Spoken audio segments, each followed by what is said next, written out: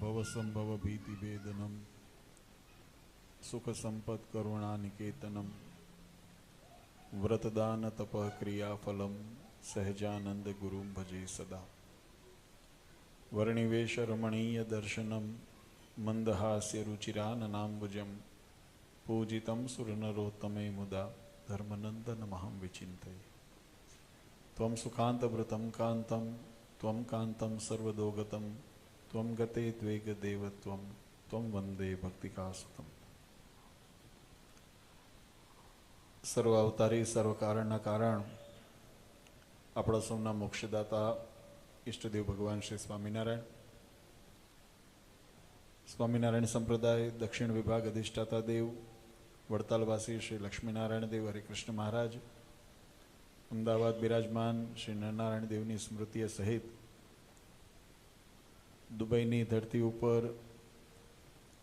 આજે એકાદશીના પવિત્ર દિવસે આજની આ દિવ્ય સભામાં ઉપસ્થિત ધર્મકુળ આશ્રિત વાલા સર્વે અમારા સંતો પાર્ષદો, શ્રીજીના લાડીલા ધર્મકુળ આશ્રિત વાલા સર્વે સત્સંગી હરિભક્તો, સર્વ ધર્મ પ્રેમી સજ્જનો, સર્વ મોક્ષભાગી જીવાત્માઓ, દરેક ભક્તજનોને અમારા હૃદયપૂર્વક જય સ્વામિનારાયણ. વાલા ભક્તો, દુબઈને આંગણે આજે ઘણા વખત પછી આવવાનો અવસર મળ્યો છે. આજે અમારા માટે બે પ્રકારનો ભાવ અમારા હૃદયની અંદર અમને જણાય છે. એક તો અહીંયા આવ્યા પછી, તમને બધાને મળ્યા પછી, તમારી સત્સંગની ભૂખ અને ખપ એને જોયા પછી મનમાં એમ થયું કે જે એક અમારા માથે ઋણ હતું એ ઋણ આજે અમે અદા કર્યું છે.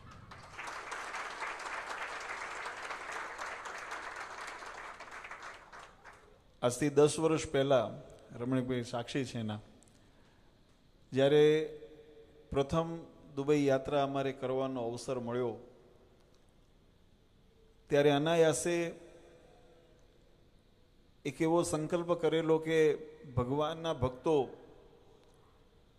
પોતાની રોજીરોટી કમાવાને માટે પોતાના પ્રારબ્ધને કરીને પોતાના માતૃભૂમિથી, પોતાના કુટુંબ પરિવારથી, પોતાની સંસ્કૃતિથી આટલે દૂર આવીને જ્યારે વસ્યા હોય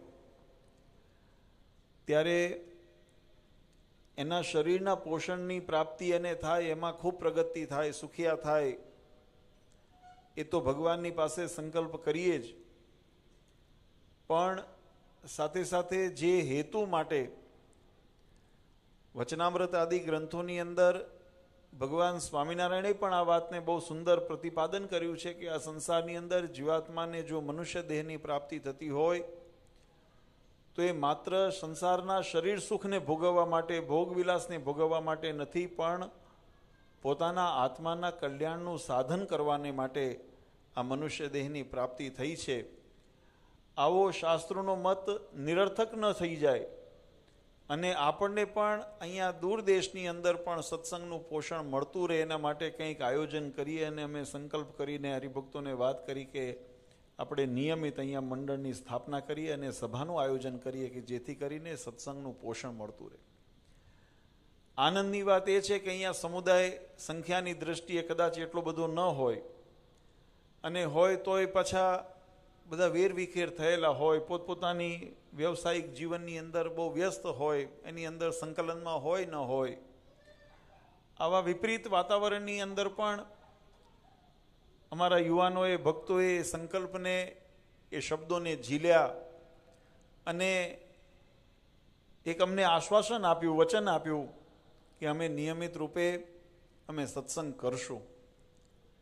અને કહેતા અતિશયોક્તિ નથી, કદાચ દિવસની જેમ સૂર્યોદય થાય, મધ્યાહને થાય, વળી સંધ્યા થાય, વળી પાછી કોઈ વખત અંધારું પણ થઈ જાય, પણ વળી પાછો સૂર્યોદય થાય, એમ ચડાવ ઉતાર ગમે તેવા એવા, પણ ભક્તોએ પોતાના વચનનું પાલન કરી એ નિયમિત સત્સંગ ચાલુ રાખ્યો. આજે અમને એનું ગૌરવ છે. ભક્તોએ અમને એ વખતે જેમ અમારા વચનને એમને સ્વીકાર્યા હતા, એમ અમારી પાસે પણ એક વચનની માંગણી કરી હતી કે અમે સત્સંગ તો નિયમિત કરીએ, પણ સમયાંતરે અમને પોષણ મળે એના માટે આપ પણ પધારીને આશીર્વાદ આપજો. અને અમે ઉત્સાહમાં હા પાડી દીધી હતી. પણ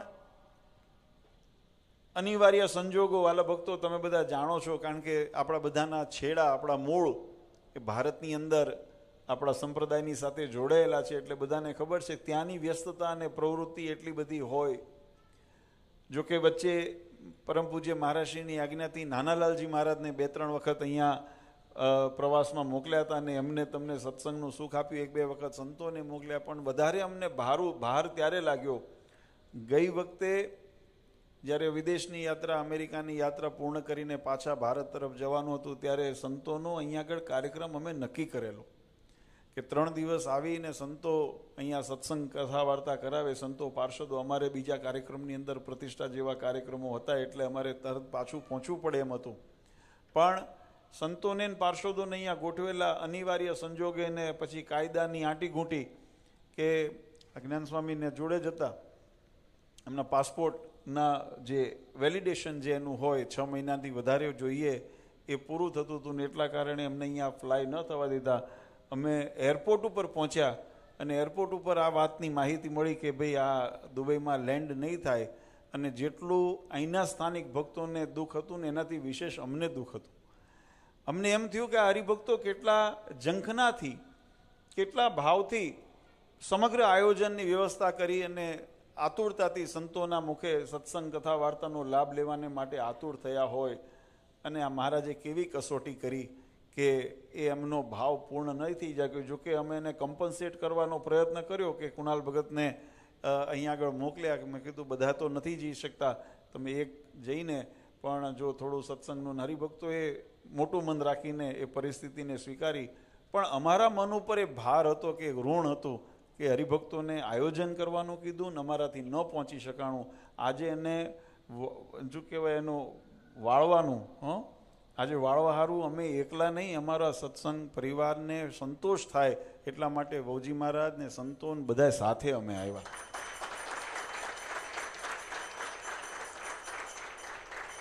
એટલે આજનો આ પ્રસંગ જેટલો તમને આનંદમય લાગે છે એનાથી વિશેષ અમને આનંદમય લાગે છે. ખૂબ સુંદર કથા વાર્તાનું આપણે અહીંયા દિવ્ય લાભ લઈ રહ્યા છીએ. આપણા શાસ્ત્રોની અંદર જીવાત્માના કલ્યાણને માટે અનેક પ્રકારના સાધનો બતાવ્યા છે. દરેક યુગની અંદર દરેક સાધનનું પ્રધાનપણું બતાવેલું છે. જેમ સતયુગની અંદર તપાદીનું વધારે વિશેષ મહિમા હતો. તમે જુઓ તો સતયુગની અંદર હજારો વર્ષોની તપશ્ચર્યાના પ્રમાણો આપણા શાસ્ત્રોની અંદર ઉલ્લેખ જોવા મળે છે. યુગ પરિવર્તન થયું. ત્રેતાયુગની અંદર યજ્ઞ આદિનું વિશેષ અનુષ્ઠાનોનું મહાત્મા વધ્યું. દ્વાપરની અંદર ભગવાનની ભક્તિ અને સેવાનો મહિમા વધ્યો. પણ જ્યારે ઘોર કળીકાળની અંદર જ્યારે સમાજ સમયે પ્રવેશ કર્યો, ત્યારે ભગવાનને મનની અંદર એમ સંકલ્પ થયો કે કળિયુગના જીવને જો આ સાધનો એ કરીને મોક્ષની પ્રાપ્તિનું બંધારણ અમે રાખશું તો કદાચ એમાં બધા પારંગત ન હોય, બધા એની અંદર સફળ ન થઈ શકે. અને મહારાજે તો સંકલ્પ કર્યો હતો. આપણા સંપ્રદાયની અંદર ગ્રંથોની અંદર એના પ્રસંગોનો ઉલ્લેખ આવે છે. મહારાજે કીધું કે એક વખત મહારાજ વિચરણ કરતા હતા સંતો પાર્ષદો હરિભક્તોની સાથે, અને કૂવાને મહારાજ કાંઠે આવીને ઉભા રહ્યા, અને મહારાજે એમ અનાયાસે પૂછ્યું કે આ કૂવાની અંદર કેટલા રઈના દાણા આવે? રઈ જાણો છો ને, રઈના કેટલા દાણા? તો કૂવાનું કાંઠો, કૂવાની અંદર રઈના કેટલા દાણા આવે કે કૂવો ભરાય? ત્યારે સંતો ભક્તોએ તો મહારાજને કીધું, મહારાજ એમાં તો ગણી શકાય નહીં, એમાં તો અસંખ્ય દાણા રઈના સમાય. ત્યારે મહારાજ કે જેટલા કૂવાની અંદર રઈના દાણા સમાય ને એટલા જીવાત્માને અમે અમારા ધામમાં તેડવા આવ્યા છીએ. પણ આ શક્ય કેમ બને? આ સંકલ્પ ભગવાનનો સંકલ્પ છે, અધૂરો ન રહે. પણ એને શક્ય કરવાના કોઈ સાધન જોઈએ, કોઈ રીત જોઈએ, કોઈ એના માટે કોઈ એની એક પ્રાપ્તિ માટેનું સાધન અથવા તો સમય એની માટે સાનુકૂળતા જોઈએ, કેવી રીતે પ્રાપ્ત થાય.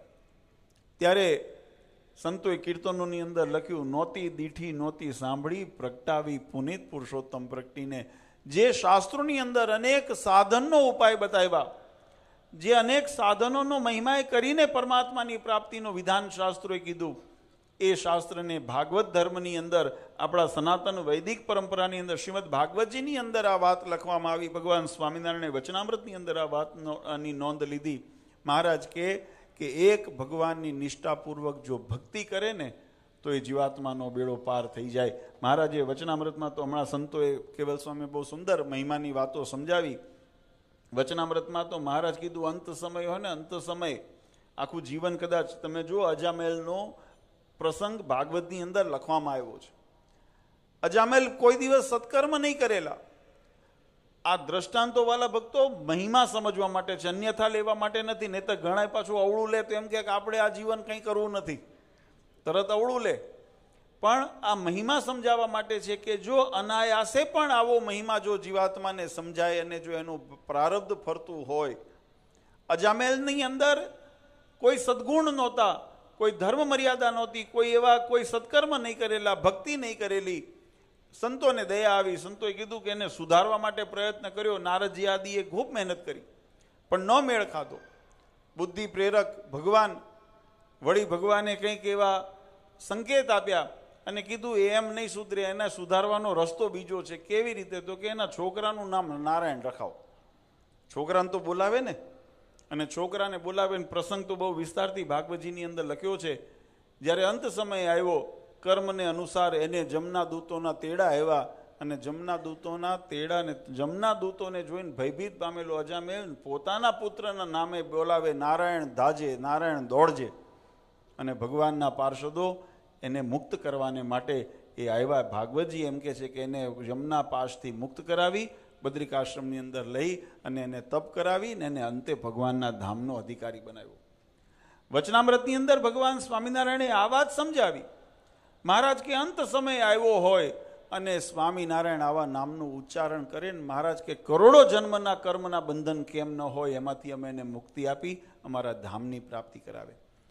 આ ભાવ એટલે સમજવાનો છે કે અનાયાસે જો પરમાત્માનું નામ જીવાત્મા લેતા હોય અને ભગવાન એના ઉપર કૃપા કરતા હોય, જો કે એની અંદર ગુણ ભગવાનનો છે કે ભગવાને કરુણા કરી, તમારા કર્મ સામે ન જોઈએ. આપણે કહીએ છીએ સ્તુતિ ભગવાનની બોલીએ ને ત્યારે એની અંદર કહીએ છીએ કે ભગવાન જો આપણા ગુણની સામે, અવગુણની સામે જો ભગવાન જોવે ને તો જીવનું કોઈ દિવસ કલ્યાણ ન થાય. પણ શરણાગત પાપ પર્વતમ ગણયિત્વા ન તદીય સદગુણમ અણુમપ્યતુલમ હિ મન્યતે સહજાનંદ ગુરુમ ભજે સદા.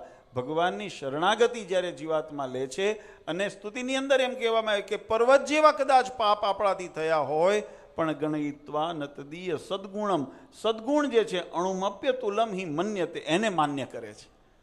અણુ જેવા, અણુ એટલે રઈના દાણા જેટલા જો આપણા પુણ્યકર્મ હોય અને એ પુણ્યકર્મ જીવાત્મા જો ભગવાનને અર્પણ કરે તો ભગવાન એને માન્ય કરે છે. નોલા પર્વત જેવાને પાપને ભગવાન જોતા નથી. ત્યારે જીવનો ઉદ્ધાર થઈ શકે, નહીં તો જીવનો ઉદ્ધાર થાય નહીં.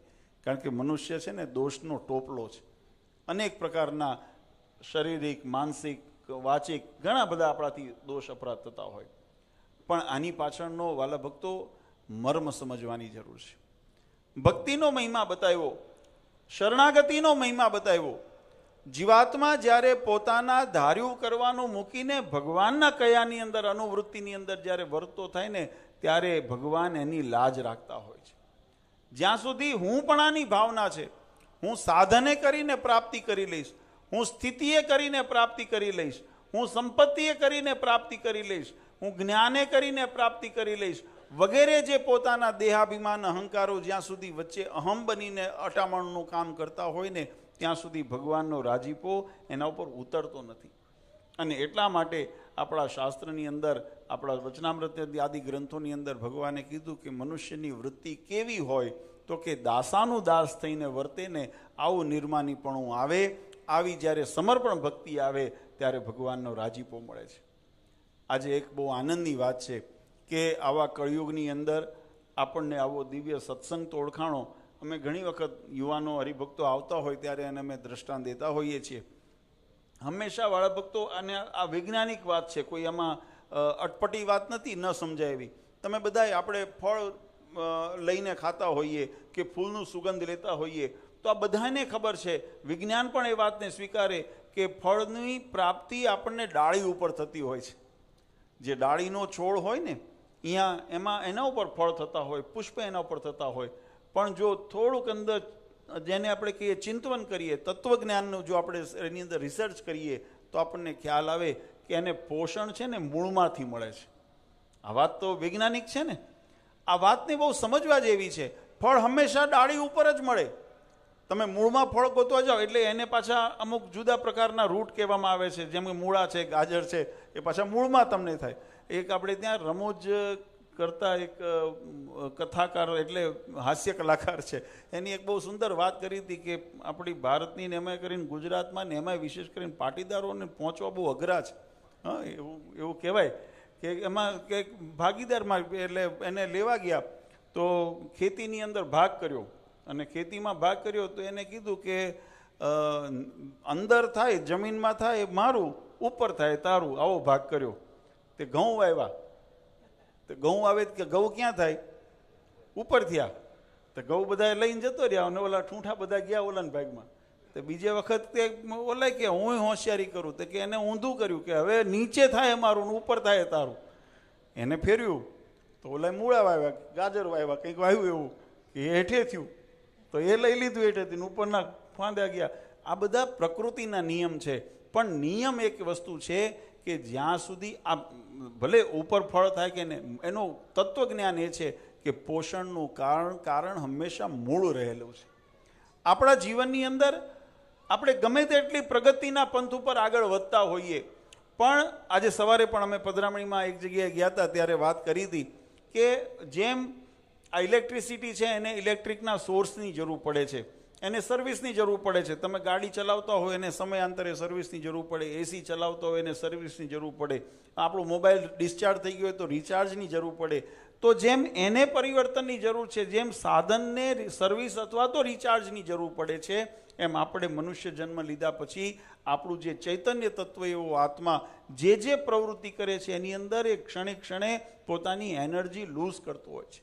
અને એને જો સર્વિસ કરવું હોય, એને જો ચાર્જ કરવું હોય, એને જો સફળ રીતે એ ચાલુ રહે એવી રીતે આપણે જો રાખવું હોય તો એને સર્વિસિંગ કરવી પડે. અને સર્વિસિંગ કઈ કરવી પડે? તો કે આત્માને સર્વિસિંગ માટે ભગવાનનું ભજન એ એનું સર્વિસ છે, ભગવાનનું પૂજન એ એનું સર્વિસ છે. દેહની સર્વિસ માટે આ દેહને પણ આપણે નિયંત્રણ, વિજ્ઞાન પણ આપણને કે કોઈ વખત ડૉક્ટરને ત્યાં તમે જાઓ ને તો તમને જો કદાચ ઝાડા ઉલટી અથવા તો કોઈ એવું અજીર્ણ થઈ ગયું હોય ને તો ડૉક્ટર એમ તરત સલાહ આપે કે ભાઈ હમણાં જરા કૂણું ખાજો. કેમ? એને રાહત આપો, એને સર્વિસ કરવાની જરૂર છે. તો શરીરના અવયવો, અંગો હોય, ઉપંગો હોય, એને પણ રાહતને આપીને એને પુનઃ પાછા પોતાના સ્તોત્રની અંદર આવું. તો આપણે શું કહીએ છીએ આપણા શાસ્ત્રોની અંદર તમે જો દર 15 દિવસ એક એકાદશી આવે, હરિજયંતી આવે, કોઈ પૂનમ કરતું હોય, કોઈ નોમ કરતું હોય વગેરે, જે આપણે ઉપવાસની રીતો આપણે જે શાસ્ત્રોએ બતાવી છે, વૈજ્ઞાનિક દબે તો એની મહત્તા રહેલી જ છે, પણ સાથે સાથે આધ્યાત્મિક દબની અંદર એનો મહત્વ એ છે કે આપણે એ દિવસે પોતાની કર્મેન્દ્રિય, જ્ઞાનેન્દ્રિય, મનને ભગવાનની અંદર પૂરવી છે. આ વાત એટલા માટે વાલા ભક્તો આજે સાર્થક થાય. આજે એકાદશીનો દિવસ છે, જલઝીણી એકાદશી. આમ તો અમે સવારે કહેતા હતા કે મારા આ જીવનની અંદર પહેલવેલી એવી જળઝીણી હશે કે હું વડતાલ બહાર છું, નહીતર તો ભારતની અંદર કંઈક ને કંઈક પ્રસંગોની અંદર હોય.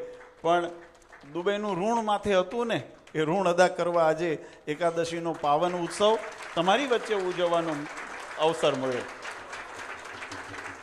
ઠાકોરજીને અહીંયા, અને મને ગૌરવ છે ખરેખર બીજા બધા સ્થાનોની અંદર જ્યાં સંતોનો કે અમારે જવાનું થતું હોય, હરિભક્તોનો સમુદાય હોય અને હરિભક્તો સત્સંગ જાળવ્યો છે, એમને ખૂબ ખૂબ ધન્યવાદ. પછી અમેરિકા હોય, લંડન હોય, એમને ધન્યવાદ છે. પણ એનાથી વિશેષ મને દુબઈના ભક્તો પર ગૌરવ વધારે છે કે અહીંયા આગળ વિપરીત પરિસ્થિતિ, ઓછો સમુદાય અને સંક્ષિપ્ત હોવા છતાં પણ અમે આપણા સોશિયલ મીડિયાના માધ્યમથી, આપણા યુટ્યુબ ચેનલના માધ્યમથી, અહીંના વોટ્સઅપના માધ્યમથી અવારનવાર હરિભક્તો જ્યારે વડતાલ આવ્યા હોય, ભારત આવ્યા હોય તો એમની સાથે ફોન ઉપર વાત થાય. અમને કોઈ એવો ઉત્સવ નથી જે અહીંયા દુબઈના ભક્તોએ ન ઉજવ્યો હોય. એનો ખૂબ અમને ગૌરવ છે. ઘણી વખત ફોન કરીને પૂછે કે બાપુજી અમારે આ ઉત્સવ કરવો છે, એટલે હું કહું તમે પણ કઈ રીતે કરી શકશો? માનો કે ગાયોને આપણે ગૌશાળા ત્યાં ગોતી કાઢી શકીએ. ક્યાં ગયા ચિંતન ભગત બેટા? હા, એ મને અહીંથી ફોટા મોકલ્યા, મને કે બાપુજી અમે ગાયોને ખવડાવે. મેં કીધું આ જલજીણી તમે સમુદ્રની અંદર અમે ભગવાનને જલજીડાવે. મેં કીધું આ બધી આ વિદેશની ધરતી, એમાં આપણે જાણીએ છીએ બધી એની અંદર આ બધા અહેવાલો અમે જ્યારે મળતા હોય, હું એક વાતનો અતિશયોક્તિ તમને સારું લગાડવા નથી કહેતો, પણ એક વસ્તુ થાય, તમે બધાય માવતર છો ને તમે કોક તમારાય માવતર છે, તમે તમારા માવતરને પૂછજો અને તમે માવતર તરીકે વિચારીને જોજો. જે દિવસે દીકરા લાયક થાય ને ત્યારે માવતરની છાતી ગજગજની થતી હોય.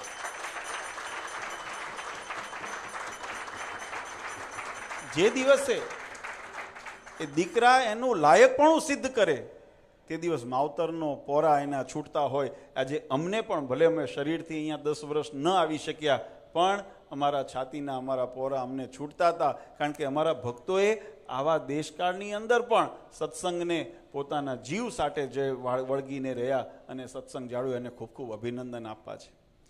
આજે આપણે દશાબ્દી મહોત્સવ ઉજવી રહ્યા છીએ. ભગવાનના દિવ્ય ચરિત્ર અને ગુણાનુવાદથી સભર પુરુષોત્તમ પ્રકાશ ગ્રંથના માધ્યમથી આપણે ભગવાનનો મહિમાને દ્રઢ કરવો છે. જીવનની અંદર આપણા સંતોએ કીધું, જેમ હમણાં પણ વાત કરી, આપણે રોજ ગોળીના પદ બોલતા હોઈએ ને, એની અંદર પંક્તિ આવે છે, હરિભજતા સુખ હોય સમજ મન, હરિભજતા સુખ હોય, હરિસુમિરન બિન મૂળ અજ્ઞાની, ઉમર દીની ખોય સમજ મન, હરિભજતા સુખ હોય. આ સંસારની અંદર વાલા ભક્તો 2 પ્રકારના જીવન જીવીએ છીએ. એક નાશવંત જીવન. નાશવંત જીવન કોણે કહીએ છીએ? લાલન પાલન કરશો, એનું તમે ગમે તેટલી સંભાવના કરશો, પણ એક દિવસ સનાતન સત્ય, જેને શાશ્વત સત્ય કીધું, શાશ્વત શબ્દનો અર્થ થાય જે અખંડ રહે, અવિચલ રહે અને એની અંદર ફેર ન પડે, એવું શાશ્વત સત્ય કે જીવનની અંદર મૃત્યુનો ભેટો એ દરેકને થવાનો છે. આ સંસારમાં જે આવ્યો છે, જેનું નામ છે, એનો નાશ છે. આ સનાતન હકીકત છે. જીવનો નાશ નથી થતો. આપણે એ વસ્તુ પણ સ્વીકારીએ. શાસ્ત્રોએ, ગીતાજીની અંદર ભગવાન કૃષ્ણે કીધું, નૈનમ છિંદંતી શસ્ત્રાણી નૈનમ દહતી પાવક. આ શરીરની અંદર આ જીવને કોઈ કાપી શકતું નથી, બાળી શકતું નથી, સૂકવી શકતું નથી, એનો નાશ કરી શકતું નથી.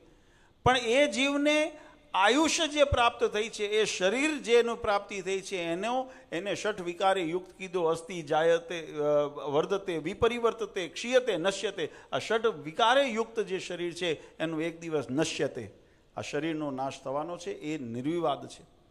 પણ જે અજ્ઞાની વ્યક્તિ છે, જેને પોતાના આત્મ શક્તિનો અથવા આત્મ સ્વરૂપનો જેને જ્ઞાન નથી, એની દ્રષ્ટિ પહોંચીને ક્યાં થાય, ક્યાં સુધી પહોંચે? તો પોતાના દેહના સુખની સુધી પહોંચે છે. શરીરને સારું ખવડાવવું, સારું ઓઢાડવું, પહેરવું ના નથી. આ વાતને પણ સાથે સાથે એટલું સમજો, તમને નહીં ત્યારે એમ થાય કે આપણે બધા જંગલમાં જતું રહેવું. જંગલમાં જવાની વાત નથી. વાત એ છે કે તમે જે શરીરના સુખની પ્રાપ્તિ માટે આપણે ઘર-બાર મૂક્યા, પરિવાર મૂક્યા, અહીંયા કાળી મજૂરી કરો, આટલા 50 આજે અમે જોતા હતા, આજે અમે પધરામણી ફરતા હતા, મને અનુભવ થતા હતા. અહીંયા તમે રહેતા એટલે હવે ટેવાઈ ગયા, તમારા લોહી એવા, ચામડી એવી થઈ ગઈ, એટલે થોડું ઘણું અમને વધારે લાગે. અમે દેશમાંથી એવા આવ્યા ને, તો અમને ત્યાં અહીંયા 50 ડિગ્રી જેટલી તાપમાન જતું હોય, એટલે અમે તો વિચારે ન કરીએ. અમારે ભારતની અંદર 45 ડિગ્રી આવે એટલે અમે વિચારવા માંડીએ કે હવે ઉનાળો થયો ચાલુ, હવે બહારના કાર્યક્રમો ઓછા કરીએ. પણ તમે બધા અહીંયા આગળ કામ કરો, શાના માટે? ફરી વિચારજો, થોડું વિચારજો કે એની શાના માટે કરો છો. તો એનું તમારું લક્ષ્ય તમને એટલું મળશે કે તમે પોતાના શરીર સુખ, પુત્ર, પરિવાર, કુટુંબને સુખિયા કરવાને માટે. આનાથી વધારે તમારો દ્રષ્ટિ એની અંદર ન પહોંચે. આ વાસ્તવિકતા છે, પણ આમાં ખોટોય નથી. એ કરવું જોઈએ, કારણ કે શાસ્ત્રોની અંદર શરીરનો પણ ધર્મ બતાવ્યો છે. જે શરીરનો નિર્વાહ કરવો એ પણ ધર્મ છે, શરીરની સંભાવના કરવી એ પણ ધર્મ છે. એટલે એનો નિષેધ આપણા શાસ્ત્રો, અને એમાંય સનાતન વૈદિક ધર્મ જે આપણો ધર્મ છે ને, આ સનાતન ધર્મની વ્યાખ્યા બહુ વિશાળ છે, બહુ વિસ્તારથી એની અંદર, સંકુચિત નથી. એટલે એની દ્રષ્ટિએ જો વિચારીએ તો તમારું મનુષ્ય દેહ સંબંધી કર્તવ્ય મિથ્યા નથી. પણ મિથ્યા ક્યારે થાય કે તમે એને સર્વે સર્વ માની લો ત્યારે.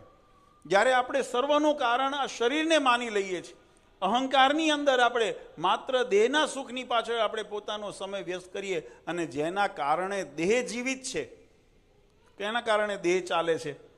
હમણાં આ શરીર જેને તમે હોનાથી મઢી દો, આજે અમને હરિભક્તો પધરામણી લઈ ગયા ને, ગોલ્ડ શોક, અહીંયા પધરામણી અમે ગયા ને ત્યાં લઈ ગયા. અહીંયા જોયું તો આ બધી બજારો સોનાના દુકાનો, આપણે ત્યાં સોની બજારો હતી પહેલા, બરાબર.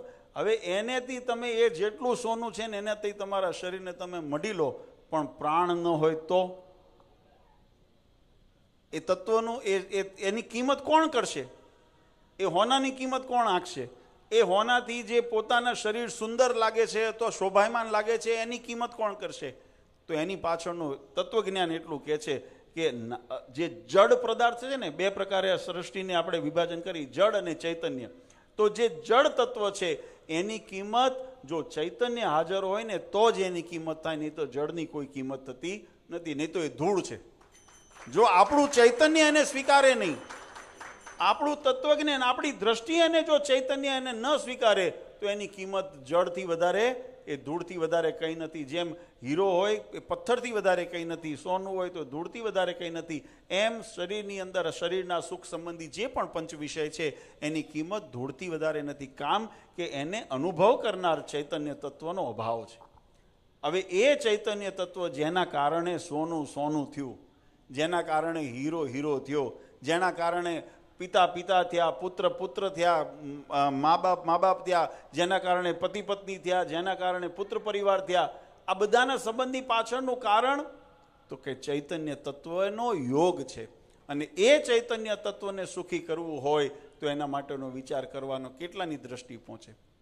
એમાં તમારો વાંક નથી, પણ આપણી દ્રષ્ટિ ત્યાં સુધી પહોંચતી નથી.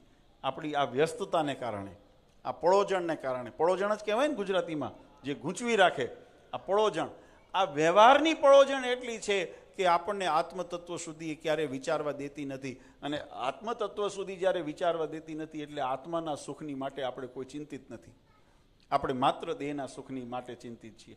અને એ જ્ઞાન આપણને શાસ્ત્રો દ્વારા, કથા વાર્તા દ્વારા, આપણને સત્સંગ દ્વારા પ્રાપ્ત થાય કે જીવનની અંદર વાલા ભક્તો તમે જે કરો છો ને એમાં જરાય ઉણપ નથી. તમે સારામાં સારું કરો, ભગવાન તમને હજુ અઢળક તમને સુખિયા કરે, એમાં જરાય ના નથી. પણ એટલું ચોક્કસ યાદ રાખજો કે એની સાથે સાથે આ બધું ધૂળ થઈ જાય એ પહેલાં આત્મકલ્યાણનું સાધન કરી લેજો.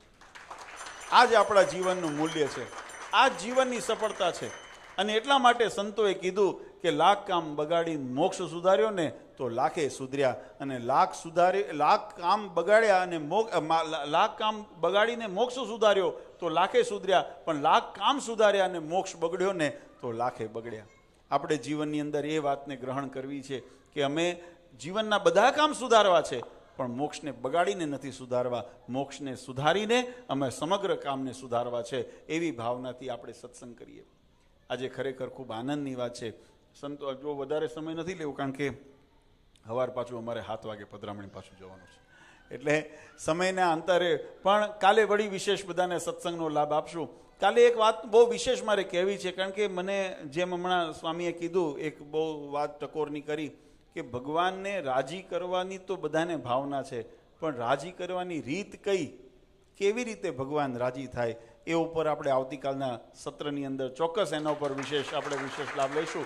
આજના દિવસે આ તો હૃદયનો એક ભાવ હતો, એ ભાવને વ્યક્ત કરવો હતો કે મારા માથે જે એક મને ભાર લાગતો હતો કે મેં દુબઈના ભક્તોને આયોજન કરીને સંતોષ ન આપી શક્યો, એ સંતોષ આપવાને માટે અહીંયા આવ્યા. તમને બધાને મળીને વિશેષ આનંદ થયો. અને અમારા અભાવમાં તમે રાહ જોઈ ન બેઠા નહીં. અને આ બહુ તમારે દુબઈની અંદર વરસાદ બહુ ન થાય, હમણાં તો જો કે હવે પ્રકૃતિ બધી પટલાની છે, નહીં તો ન થાય. તો શું કર્યું સરકારે?